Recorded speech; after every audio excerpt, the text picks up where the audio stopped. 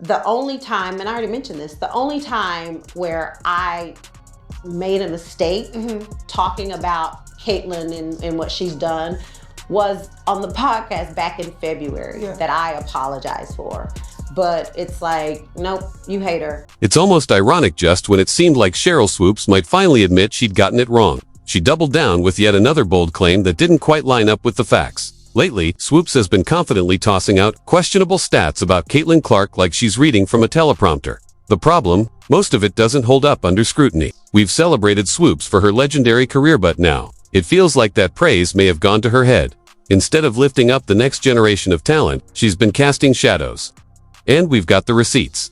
Let's rewind. Caitlin Clark was making headlines and closing in on a historic milestone, becoming the all-time leading scorer in NCAA basketball, a moment that should have united the sports world in applause. But instead of cheering her on, Swoopes took a different route. She hit the airwaves and claimed Clark's record came with an asterisk, arguing that the only reason she was breaking it was because she had an extra year to do it. That comment didn't just raise eyebrows, it sparked backlash. Because when legends speak, people listen. And when what they say doesn't match the truth, the fallout is real. Records are made and set to be broken. But if you're going to break a record, this isn't just for Caitlyn, but you asked me about Caitlyn. If you're going to break a record, to me, if it's legitimate, you have to break that record in the same amount of time that that player set it. Okay. Right? So if Kelsey Plum set that record in 4 years, well, Caitlyn should have broke that record in 4 years. But because there's a COVID year and then there's another year, you know what I mean? So she's already had an extra year to break that record. So is it truly a broken? At first glance, Swoopes' claim might sound somewhat reasonable until you actually look into it. That's where things quickly go from serious to downright laughable. It took all of 5 seconds in a quick Wikipedia search to find the truth. Caitlin Clark didn't play 5 years. She played 4. No bonus season, no special exemption, just 4 years of dominance at Iowa. So where did Swoopes get her extra year theory from? Your guess is as good as ours. Nice try, Sheryl, but the facts don't lie. And Clark didn't need any favors to make history. The truth is, Caitlin Clark earned that record the hard way. No shortcuts, no handouts. Just pure talent, relentless drive, and jaw-dropping performances. I still remember that electric night, the one where Clark shattered the all-time NCAA scoring record. The crowd was on its feet, the tension was sky-high, and when she hit that deep 35-foot three-pointer, the place exploded. It wasn't just a basket, it was a moment frozen in time. Recovered by Gabby Marshall. Here comes Clark. How will she go for history? There it is! The all-time leading scorer in women's college basketball. Here's where the facts really start to dismantle Sheryl Swoopes' argument. Not only did Caitlin Clark not get an extra year, she actually broke the NCAA scoring record in fewer games than the previous record holder, Kelsey Plum. That's right, Clark hit the milestone in just 126 games, while Plum needed 139. Let that sink in. 13 fewer games to make history. So now the core of Swoopes' claim doesn't just look shaky, completely falls apart. Her entire argument was built on a foundation that simply isn't true. But unfortunately, it didn't end there. Instead of walking it back, Swoopes went further, turning what should have been admiration for a rising star into something far more personal. She didn't just accuse Caitlin of having extra time. She started age-shaming her, too, suggesting that Clark had some kind of unfair advantage by being older than her peers. That's not criticism, that's reaching. And it only underscores just how threatened some former stars feel when the next generation starts shining. We'll talk about how much more experience that gives you over other players coming in, right? So people say, dang, like he or she's killing them. But you have a 25-year-old playing against a 20-year-old. Like, you should be killing them. Because you've been doing it a lot longer than they have. It seems Sheryl Swoopes might have forgotten a pretty key detail. She was the one who entered the WNBA late, not Caitlin Clark. Back in 1997, Swoopes didn't join the league until she was 26. Meanwhile, Caitlin's jumping straight into the pros at 22, fresh out of college and already making headlines. So when Swoopes went on a podcast and started tossing out misinformation without even a quick fact check, it was more than just sloppy. It was embarrassing. All it would have taken was a phone and 30 seconds on Google to see that Caitlin Clark is in fact 22, not 25, not 26, to 22. That's exactly what you'd expect for a college senior. So this idea that she's somehow too old for her achievements, completely baseless. At this point, we're not just dealing with one misstatement. were two false claims deep-hand. The big question is, why? Why would a decorated legend like Sheryl Swoopes feel the need to tear someone else down? Is it ego? Is it insecurity? Maybe a little of both. Whatever it is, it didn't stop there, because just when you thought the misinformation spree might be over, Swoopes went for round 3. This time, she claimed Caitlin Clark was putting up an excessive number of shots per game. As if Clark's success was just a result of ball hogging. Rather than skill, it's starting to look less like criticism and more like a desperate attempt to rewrite the narrative. Caitlin Clark right now probably takes about 40 shots a game. Carry on. I know you like that. Yeah. You could almost picture the podcast host, Gil Arena, sitting there, nodding along, thinking, wow, Sheryl really did her homework. Little did he know, and if it was true, take her most outrageous claim yet, that Caitlin Clark was jacking up 40 shots per game. 40, that's a number so inflated, it sounds more like a video game stat than a real one.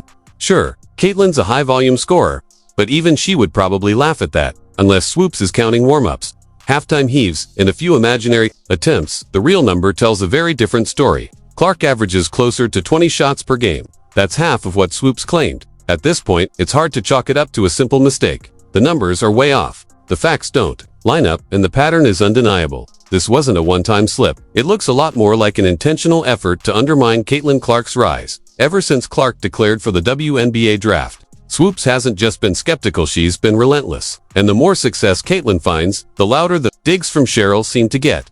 What we're watching doesn't feel like honest critique. It feels like jealousy in real time. Will Caitlin Clark be a good pro? Absolutely. Will Caitlin Clark come into the WNBA and do what she's doing right now? Immediately? Absolutely not. Not gonna happen. Okay. Not on the right team? So what's really behind all this? Was Sheryl Swoopes worried that Caitlin Clark might come for her records?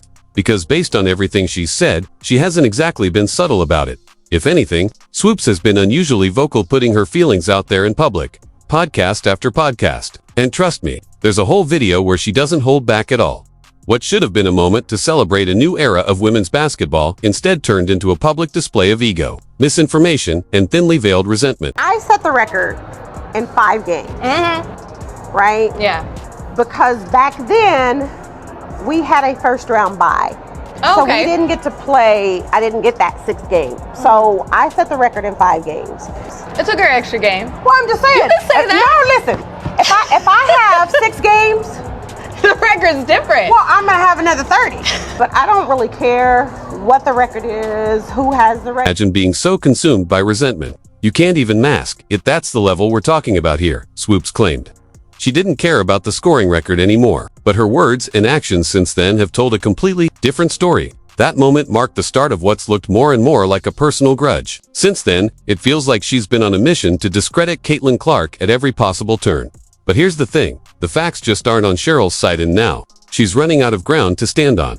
While Swoopes was busy nitpicking, Clark was busy delivering. Not only did she smash through historic records, but she also just earned Rookie of the Year and led the Indiana Fever back to the playoffs, a place they hadn't seen since 2016. That's not hype, that's impact. You'd think after the backlash, Swoopes might pause, reflect, and maybe rethink her approach. And to her credit, she did come forward with something that loosely resembled an apology. But whether it was sincere or just damage control, that's up for debate. To me, what Caitlin's been able to do in a short period of time has been very impressive, right? And so, because I know people are like, oh my God, you said she wouldn't be good. And unsurprisingly, no one was buying it. Caitlin Clark's fans and even neutral observers saw straight through Swoopes' attempt to smooth things over. Her so-called apology didn't address the real issue. It was vague, dismissive, and avoided accountability. Once again, Swoopes found herself on the wrong side of the truth, and this time, the public wasn't going to let it slide. You know the saying, everyone has a past. Well, in this case, Swoopes might want to be a little more careful before casting stones, especially when she's living in a glass house. While she's been so focused on trying to tear down Caitlin Clark, it turns out her own track record is far from spotless. During her time as head coach at Loyola University, Swoopes was actually under investigation for serious misconduct.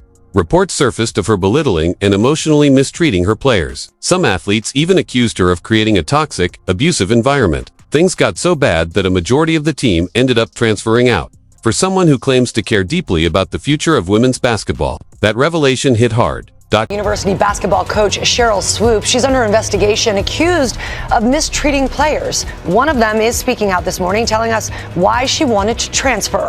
ABC's Lindsay Davis is here with the details. Good morning, Lindsay. Good morning, Lara. Sheryl Swoopes was the first woman to ever sign with the WNBA. But this morning, the college coach is not only under fire, but under investigation after reports that the majority of her roster has decided to leave. Belittled, humiliated, made to feel extremely... Respectfully, Sheryl Swoopes, you have any idea how that makes you look? You have any idea how that serves to stain? Let's be clear, we're not saying that past mistakes define who someone is today. Everyone deserves a chance to grow and change. But when you're standing on a big stage, throwing shade at a rising star and trying to rewrite history with falsehoods, it's tough to ignore your own skeletons in the closet. And suddenly, things start to click. Remember when Sheryl Swoopes tweeted support for Diamond Shields, the same player who was caught bullying and fouling Caitlin Clark on the court? Well, the saying goes, once a bully, always a bully. And it's hard not to notice the pattern here. So where does that leave us? Despite all the noise, the distractions, and the unfounded accusations, Caitlin Clark keeps rising. She's not just smashing records, she's redefining what it means to be a female athlete in the spotlight. Today, Recovered by Gabby Marshall. Here comes Clark. How will she go for history? There it is! The all-time leading scorer in women's college basketball.